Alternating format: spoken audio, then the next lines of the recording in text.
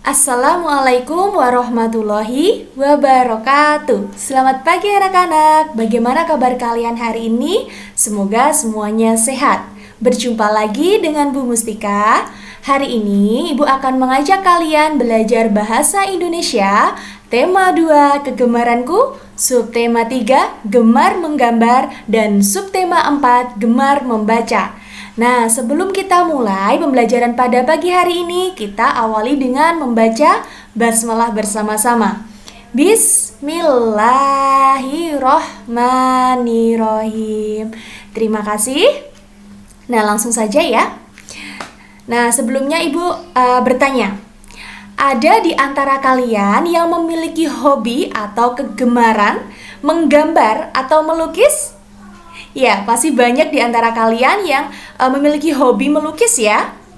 Ya, jadi menggambar itu adalah sebuah kegiatan yang sangat menyenangkan. Semua anak itu senang menggambar. Kamu dapat bercerita dengan gambar. Kamu juga dapat menikmati keindahan lewat gambar. Menggambar dapat membuat hatimu menjadi senang. Nah, coba perhatikan gambar ya yang Ibu tampilkan di sini. Benny dan teman-teman sedang belajar di kelas. Mereka duduk dengan posisi yang benar. Mereka akan belajar menggambar. Nah, coba perhatikan gambar Benny duduk dengan benar. Nah, begitu ya, itu adalah contoh ketika kita sedang ketika posisi duduk yang benar ya. Jadi badan harus tegak, tidak boleh membungkuk. Nah, jadi lakukan selalu saat kalian sedang menggambar, menulis atau sedang membaca. Nah, kita lanjutkan ya. Nah, di sini kita juga akan belajar bagaimana cara ketika kita sedang menggambar, menulis atau membaca dengan posisi yang benar. Yang pertama, duduk di kursi dengan tegak, tidak boleh membungkuk, apalagi sambil tiduran ya, itu nggak bagus buat kesehatan. Kemudian yang kedua, jarak membaca antara buku dan mata kira-kira 30 cm. Jadi ketika kita sedang membaca tidak boleh terlalu dekat ataupun terlalu jauh ya. Nanti mata kita akan cepat kelelahan dan mata kita juga bisa menjadi rusak ya, karena posisi kita membaca itu tidak tepat.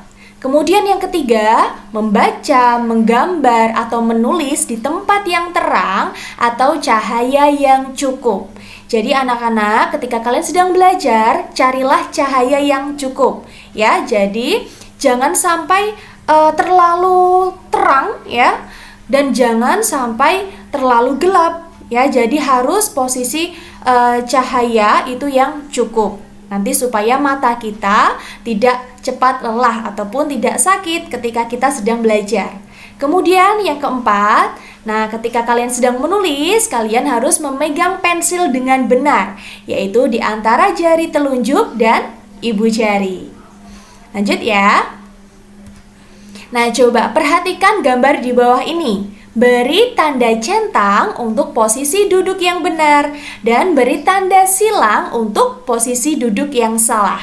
Coba perhatikan. Untuk gambar yang pertama, apakah siswa tersebut posisi duduknya sudah benar? Ya, tentu tidak ya, karena posisi yang benar ketika kita menulis harus tegak. Nah, bagaimana dengan gambar yang kedua? Ya, gambar yang kedua benar ya. Posisi duduk dan menulisnya itu harus benar, tidak membungkuk ya. Kemudian jarak matanya ke membaca pun juga tidak terlalu jauh dan tidak terlalu dekat. Kemudian gambar ketiga, apakah posisi duduknya sudah benar? Ya, betul sekali, sudah benar ya. Kemudian gambar keempat, apakah sudah benar posisi duduknya?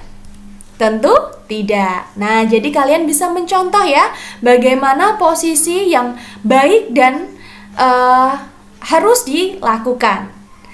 Kemudian, nah, posisi membaca dengan tubuh telungkup atau sambil tiduran seperti gambar tidak baik untuk kesehatan tubuh.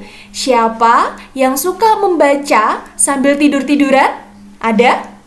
Wah, nih yang masih membaca sambil tiduran, tolong dihindari ya. Jangan dilakukan lagi karena itu akan membuat mata menjadi cepat lelah. Kemudian, tangan itu biasanya akan mudah pegal dan punggung itu akan terasa sakit karena posisi kita membaca itu tidak benar. Kita lanjutkan ya.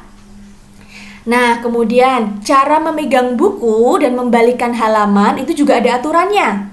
Yang pertama ya, saat membaca, cara memegang buku dan membalik halaman itu harus benar. Nah, hal ini dilakukan agar bukumu tidak mudah robek atau rusak. Nah, ini yang pertama. Tangan tidak boleh basah, ya.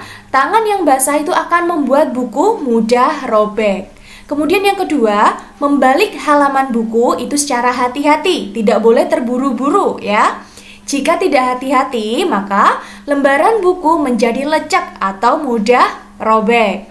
Kemudian, nah anak-anak akan belajar bagaimana cara membaca suku kata. Nah, Ibu sudah membagi menjadi dua ya, kata pendek dan juga kata panjang. Jadi kata pendek itu memiliki dua suku kata. Contohnya, meja. Nah, ini ada dua suku kata ya, me dan ja. Kemudian ada kursi. Kursi, ini ada dua suku kata. Kemudian buku. Buku, ada dua suku kata. Contohnya lain, koran. Koran. Nah, ini juga memiliki dua suku kata. Berarti ini termasuk kata yang pendek.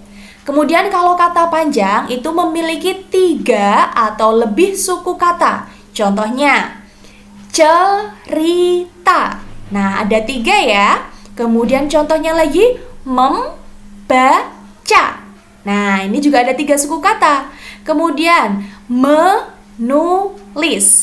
Sama ya, ada 3 suku kata. Yang terakhir, menyanyi. Nah, ada 3 juga.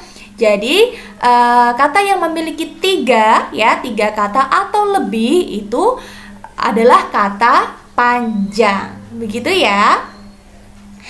Nah, mungkin itu saja yang dapat Ibu sampaikan. Kurang lebihnya mohon maaf. Kalian bisa berlatih di rumah ya. Kemudian mengerjakan soal-soal yang ada di buku. Terima kasih. Kita tutup dengan membaca hamdalah bersama-sama. Alhamdulillahirabbil alamin. Terima kasih. Wassalamualaikum warahmatullahi wabarakatuh.